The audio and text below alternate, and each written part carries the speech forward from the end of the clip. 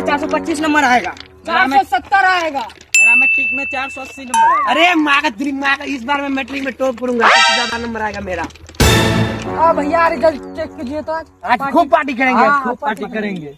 अच्छा, अपना roll number बताओ तो। 26,12,000।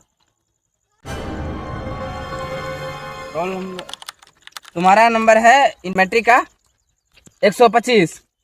26,18,000। तुम्हारा नंबर रोल मतलब नंबर है 145। तुम बताओ अपना रोल नंबर। 5,02,12।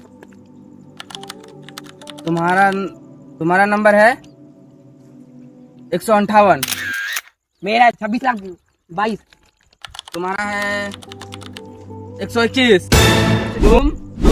तुम फेल हो गए हो।